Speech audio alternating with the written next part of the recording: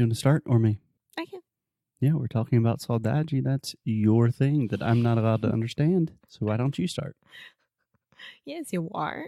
You are fluent in Portuguese. Pode começar. Oi, pessoal! A grande promoção de Black Friday do Cambly está ainda aqui conosco, está funcionando. É 60% de desconto nos planos anuais do Cambly e no Cambly Kids. Isso tudo é com o nosso código, com os nossos códigos, na verdade, que é Rádio 60 OFF e Rádio 60 OFF Kids. E lembrando que o 60 é em numeral, tá? Isso é muito, muito bom. E, gente, Black Friday, todo mundo gosta, todo mundo ama um desconto maravilhoso e a gente está aqui para anunciar isso. Eu espero muito que vocês aproveitem. Então, é só ir nas show notes, acessar direto pelo link que a gente colocou ou ir direto no cambly.com ou no aplicativo do Cambly e colocar os nossos códigos, que são Rádio 60 OFF e Rádio 60 OFF Kids. Lembrando, 60 em numeral, hein? Now, on with the show! Hello, hello, sweet people of English no Cru Rádio. Welcome to another episode of course, English no Cru Rádio. I'm here with Foster Hodge.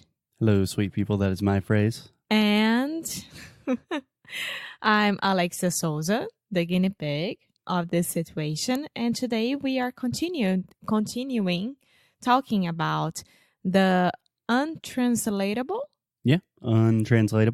Untranslatable words around the world. And our pick for today is Saudade. Saudade. Yeah. Saudade, amor, que saudade. Choose whatever song you want. Most Brazilian songs contain the word saudade. Yeah. Well, there are a lot. But, Foster, my question is for you today. Sure. Do you understand the meaning of saudade? Yes. And? Well, I can describe it intellectually, and I can also, I was going to say tentar. I'm going to try. I can attempt to describe it emotionally and what I feel deep, deep down in my soul. Okay, go ahead. So I have two ways of thinking about saudade. On one hand, I think it's a beautiful sentiment, something that perhaps cannot be fully captured or understood in English. But at the same time, I kind of think that we can totally describe it in English. And when most Brazilians or Portuguese speakers are describing this sense of saudade, it's essentially like an exclusionary thing, like, oh, it's not nostalgia or an intense longing for something. It's something that just us Brazilians feel, and I feel a little bit left out. I don't think it's like that. Can we just start with, what do you think it is? Yeah, so this is my personal opinion about it. So I really don't care if you guys agree or not with me, because this is the way that I feel. Ooh, feisty. Yeah, because this is the way that I feel. So I think that we, as Brazilians, we use the word saudade in a wrong way. I think that we should use the word saudade in a way that I feel about, for example, my mom. So Okay. I really, really, extremely miss her, which is saudade. Okay? And this is for feelings that we can't describe, and it hurts so much, or it makes you feel so much joy that it's not only missing, you know, like it's not only to miss. Yeah. Não é simplesmente fazer falta. So, if I am missing my friends in Brazil, eu tô sentindo a falta deles. That's the way that I think. But saudade, for me, nowadays, has another meaning, completely different. Yeah, I think this is where I have a slight problem. Not a problem, but maybe a misunderstanding of saudade is exactly what you're saying. Because when you read about saudade, it's like this intense feeling of missing something that will never return again. Like the way you feel about your mom. It's really this indescribable emotion almost that only has a word for it in Portuguese. Saudade. But most of my experience in Portuguese, people are saying saudades to me all the time. But I do that it's as like, well. saudades, cara. And I'm like, hey, I saw you yesterday, you know? No, it's not like that, but yeah. No, but people always say like, que saudade, she's fasting. And People, you mean Alexia, when you go downstairs to work and then you come, I'm like, ai que saudade, amor. Yeah, pretty much. I'm like, Alexia, it was 12 minutes. And then I argue that I'm being cute, so just go with it. And but then I'm like, hey, saudade is an intense feeling of longing or nostalgia. But that's what I'm talking about. Like, even I do that, you know? And I don't know. Maybe I'm feeling that we banalized this word so much. You can say, yeah, you made something banal. But I think you just kind of diminished it or made it so common that it lost the true meaning that it perhaps once held in the past. Yeah, that's what I feel about saudade. That's exactly what I feel about saudade. Okay. And do you think this is a uniquely Brazilian thing? Do you think, for example, Portuguese people use it correctly, or are they doing the same thing? I think they do the same thing. Yeah, me too. Yeah. Okay. So on one hand, I think that really no one's using a word incorrectly. It's just over time, words change in their definition and their meaning. So perhaps saudade is just morphed into a different definition. In English, we call this morphology. Mm-hmm. That's a linguistics term for all you nerds. But having this, I'll just say pensamento, this way of thinking. Thought. Yeah, this thought that maybe Portuguese people would use saudade in a different way. For example, they use adeus to say ciao. Yeah. And every time that someone says adeus for me, being a Brazilian girl, it's like, até nunca mais, you know, like, adeus. Yeah, you're literally saying to God until we meet again. Yes, so... It's very heavy. Like, shit, adeus. What's happening? And then when they use like adeusinho, it's better, but it's still adeus.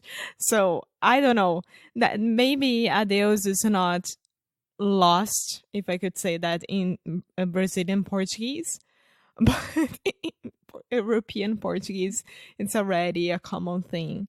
Yeah. I was just thinking about it. Yeah, no, I think that's a really good observation and connection. I think the question is, Alexia, is saudade truly an untranslatable word? Because a lot of these words that we have been talking about, yeah, it takes a lot of describing to get anything close. But at least in the common usage of saudade, you can just say, I really miss you, or nostalgia. Like, it's pretty close with most things. I'm gonna get really deep right now, like really philosophical. Philosophical. Yeah, philosophical. Go for it.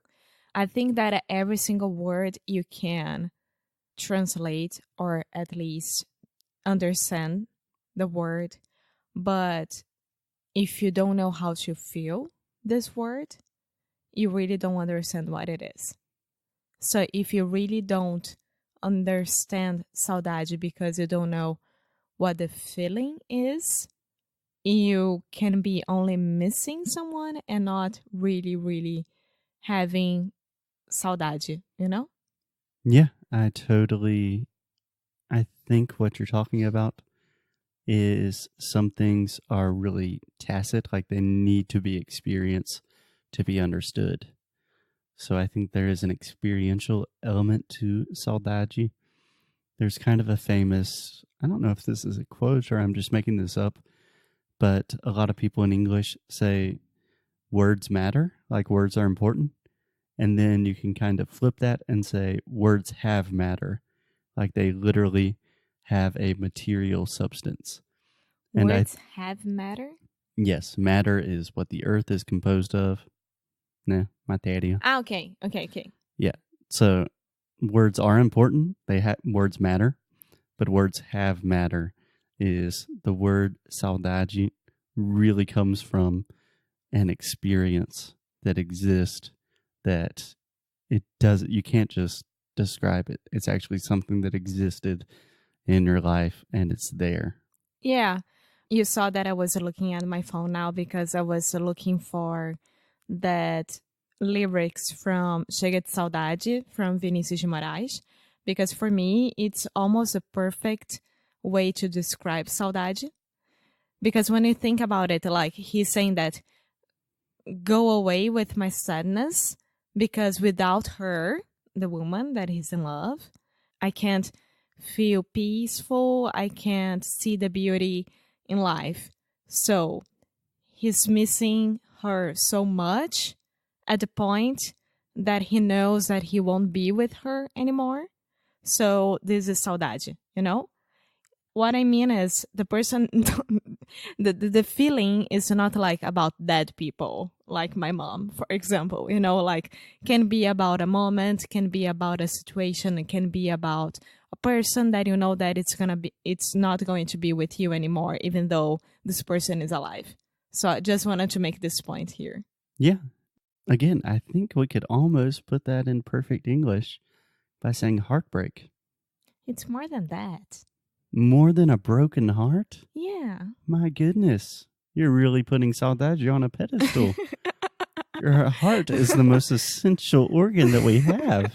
Yes, because you can feel saudade about good moments as well. It's not a heartbreak only. It's not a bad thing. Heartbreak. What did I say? Heartbreak. Yeah, okay. Heartbreak. Heartbreak. You know? So you can feel saudade about a moment that it was amazing in your life and you know that it's not going back. Yeah. But it's a good thing. It goes both ways. You can be heartbroken for the good, the bad, the ugly, the beautiful. Anyway, it's a super interesting, deep topic, slightly controversial. I would love to hear everyone's comments about whether you think saudade is this really beautiful, important, uniquely Portuguese word, or if it's just a more banal, common feeling of nostalgia or missing something or someone. Yeah? Yeah. Any last words about saudades, meu amor? Every time that you're not with me, I miss you and I feel saudade. I miss you and I feel saudade. Very complicated place to end, but I think that's a good place to end today. We will talk to you guys tomorrow. Até já já. Bye! Muito obrigada por ter escutado mais um episódio aqui do nosso Inglês de Necro Rádio.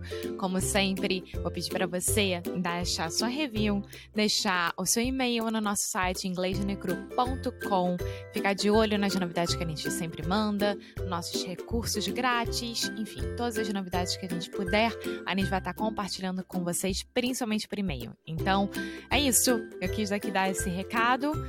Como sempre, obrigada pelo suporte e a gente se vê no próximo episódio, tá bom? Bye!